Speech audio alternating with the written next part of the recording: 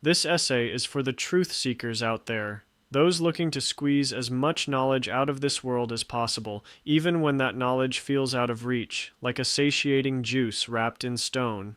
Sometimes this feeling never goes away, and your knowledge feels incomplete no matter how hard you try.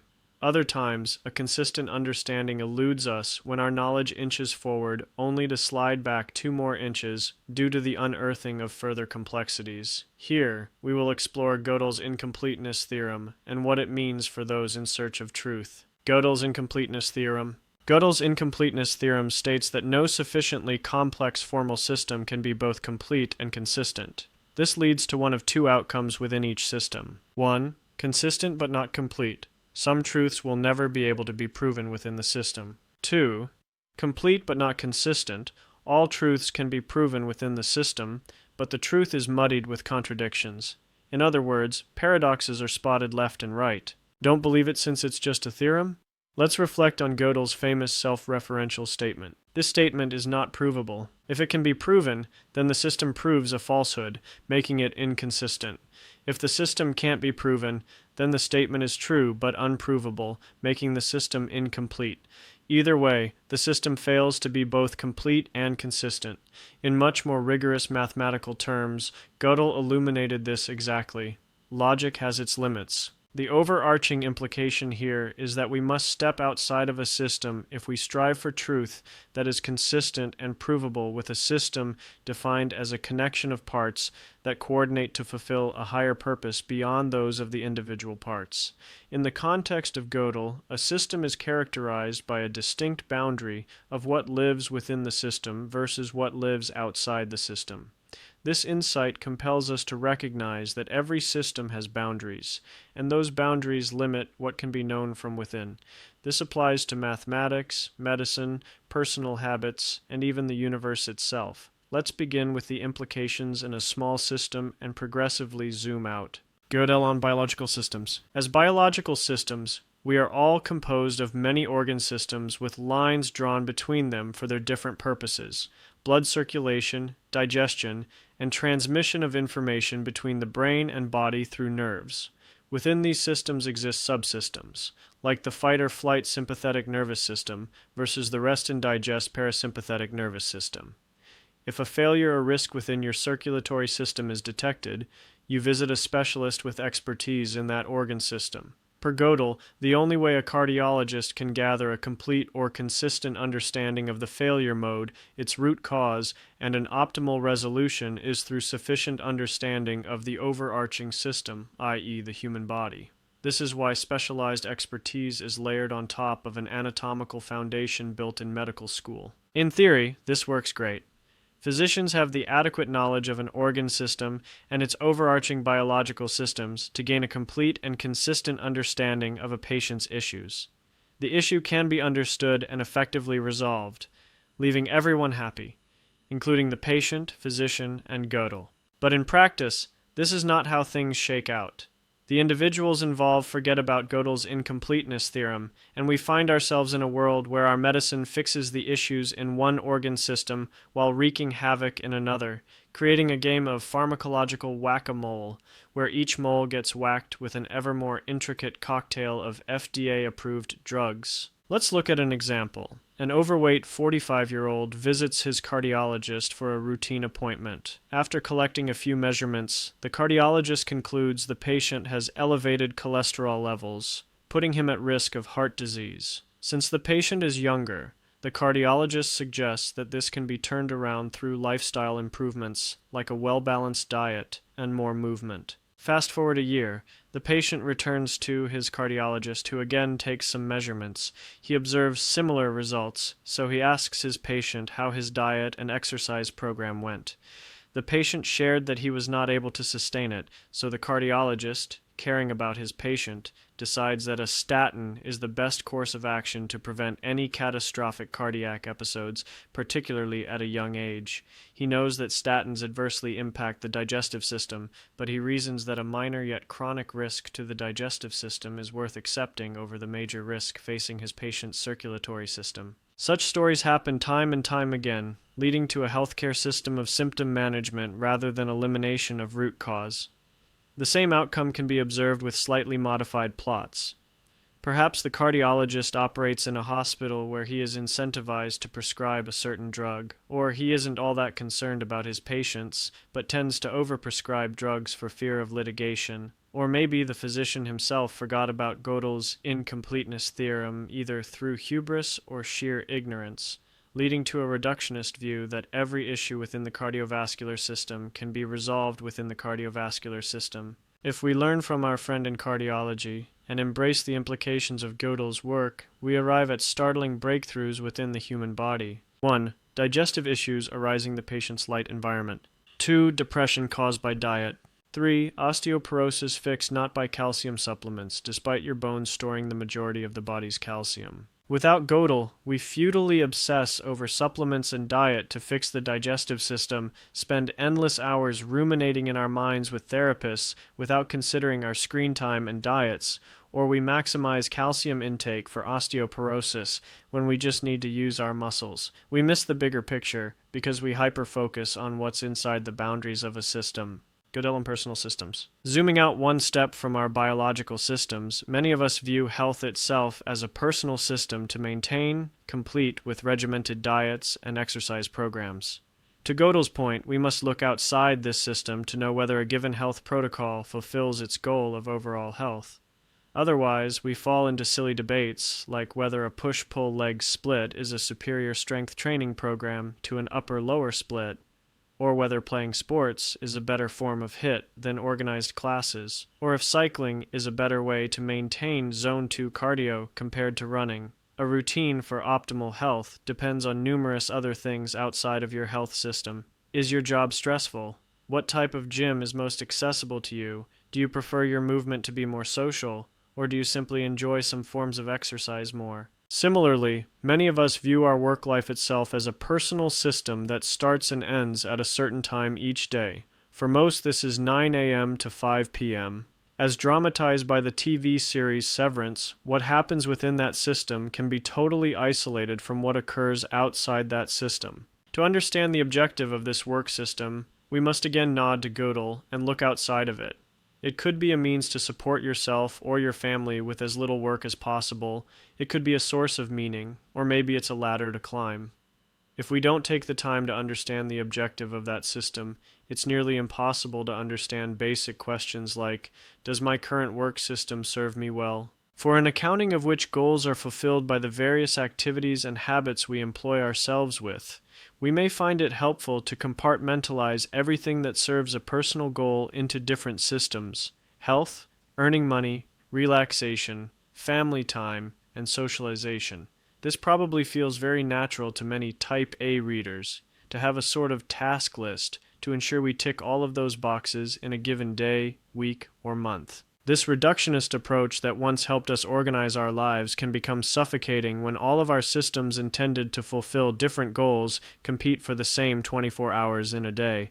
Now we've reached Gödel's incomplete or inconsistent state, where we serve our systems rather than vice versa, or our systems sit in competition with each other rather than in coordination. This concept may look familiar to those who have read my most popular essay, The Three-Body Problem of the Mind, where we explored balancing the competing fundamental desires of hedonism, individuation, and duty. I like to think Gödel would have arrived at a similar conclusion as that in the essay. We must step outside of our individual desires and their supporting systems to understand them. As an example, to know whether my fitness system serves me well, I need to understand how it interfaces with my work system. Is work stressful? Maybe low intensity is better for my particular situation. Do I travel frequently? Maybe I need to meal prep food that I can easily travel with. I recently read an essay that articulated Gödel's implications on our personal systems slightly differently through a concept called de-atomization. The author, Nat Eliason, advocates for a better life through viewing your life as one cohesive system rather than several siloed systems. The ultimate goal of that system is for you to decide, and orienting all aspects of your life towards that purpose can create a cohesive, overarching system functioning in one direction.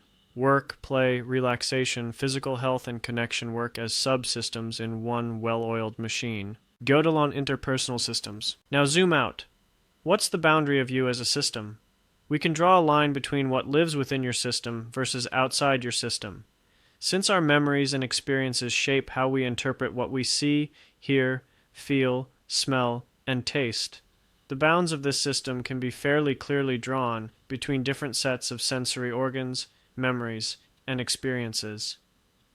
Or to put it in plain English, we can consider each individual a unique system. As Gödel would predict, we run into a limit when multiple truth seekers interact with each other. This is because our sensory organs are the measurement devices we use to discern what is true, and they can deceive us. Here is a simple image illustrating that what is true to one is not true to another.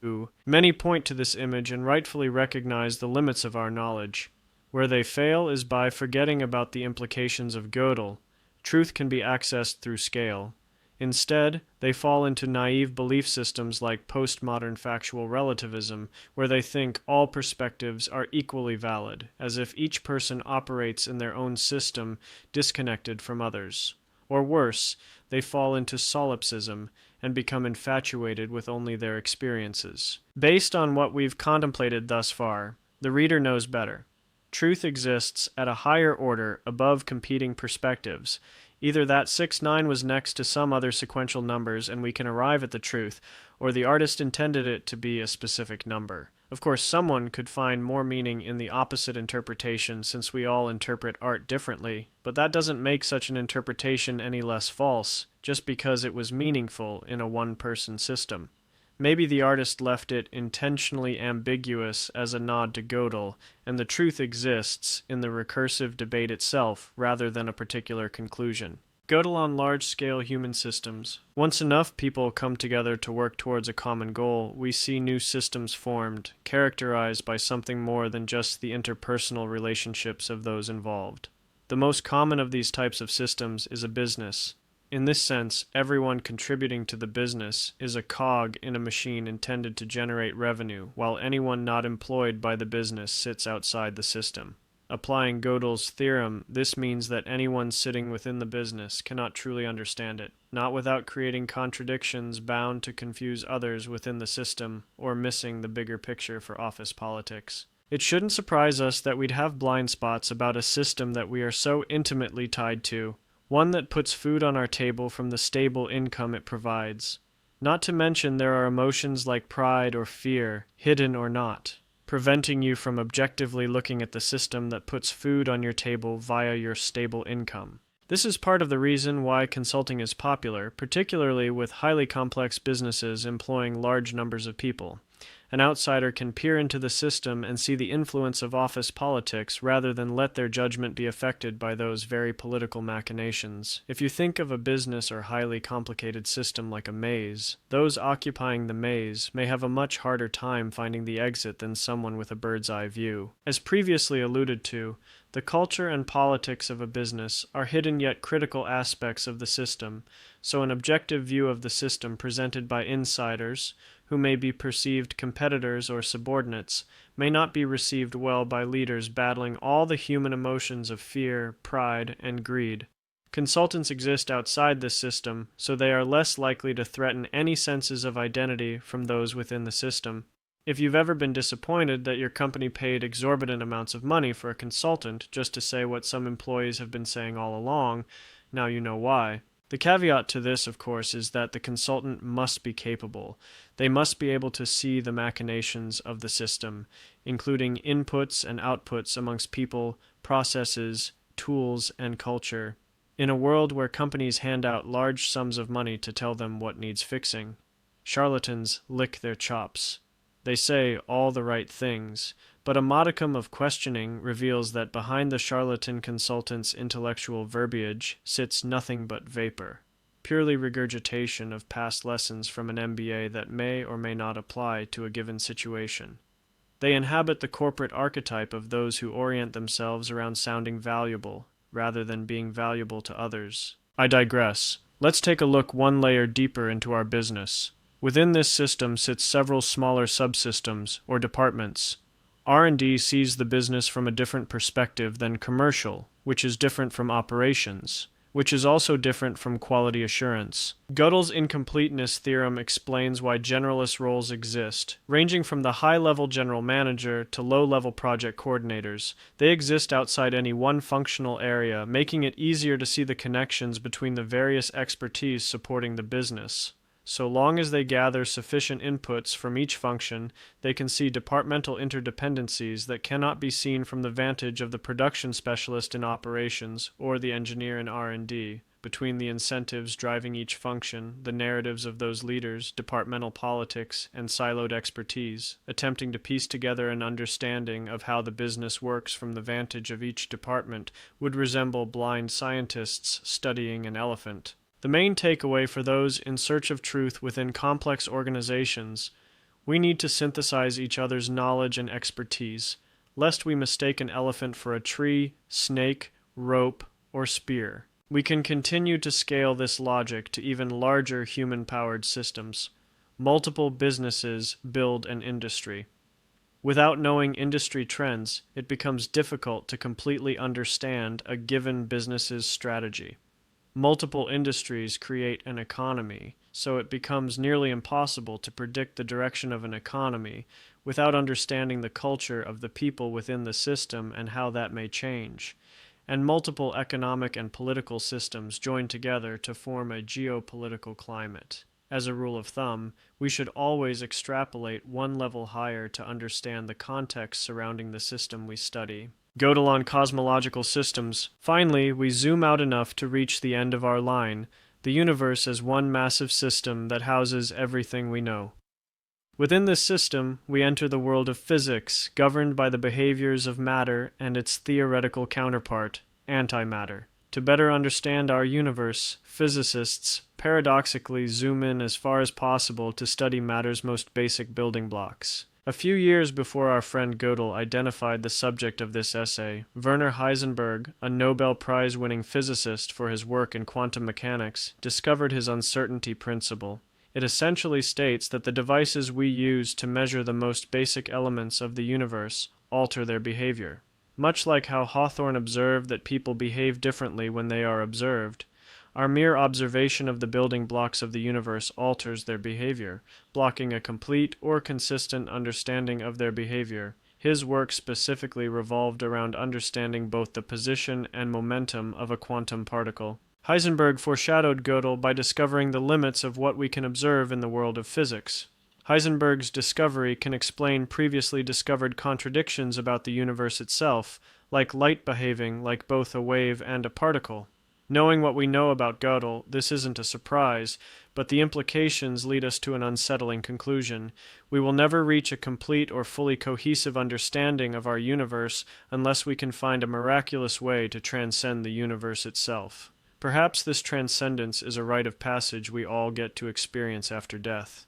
But until then, we're left speculating, fumbling about in an incomplete or inconsistent understanding of the universe. What now? This begs the question: how do we cope in a world like this? In a world where our understanding is never complete or teeming with contradictions? Armed with the applications of Gödel's Incompleteness Theorem, you'll find many people susceptible to what we'll call Gödel's trap, where they believe a self-contained system holds all the answers. In other words, they mistake a complete map for a complete territory. Ralph Waldo Emerson echoed Gödel's trap when he stated, "A foolish consistency is the hobgoblin of little minds." If many fall for Gödel's trap by clinging to a foolish consistency, it makes the case for the title of Emerson's essay, Self-Reliance. Self-reliance in this context can be described as a reliance on systems thinking from first principles rather than accepting the assumptions of a system defined by others. This mindset enables an escape from Gödel's trap since it forces you to define the boundaries of the system yourself so you can navigate in and out of it, between the bird's eye view and the mouse's view of the maze, to determine what is true. Without self-reliance, you run the risk of listening to those who fall for the seduction of seemingly complete or consistent systems, completely unaware of their blind spots. This self-reliance must paradoxically be balanced with humility, since you too have blind spots. Such balance can be achieved by seeking out the perspectives of others, but not necessarily accepting them. Many self-reliant types fall into Gödel's trap by viewing their own perspective as law, but a humble attitude towards new perspectives can combat this. Self-reliance with humility looks like a quote widely attributed to Aristotle.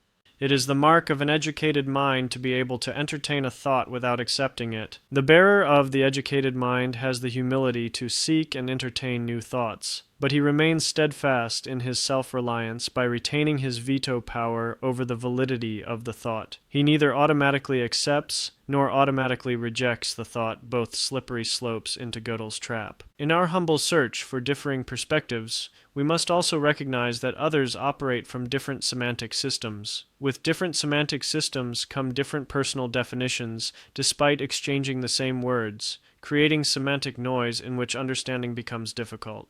This makes the case for regularly employing patience, empathy, and precision in our communication. To truly understand someone's perspective, we must be willing to take a step back to the basics and ask, what specifically do they mean when they say X? Oh, they associate X with Y. What experiences and mental models led them to associate X with Y? Otherwise, we may fall into the trap of thinking a person with a differing perspective is a fool. Likewise, we too must be precise in our communication, lest our counterpart finds us to be a fool. And in the end, I hope the readers who read this far will heed this advice to consider differing perspectives living in differing systems, since their pursuit of truth may stem from a desire to not be a fool. It certainly appears on my bingo card for potential explanations for why I consider myself a truth seeker.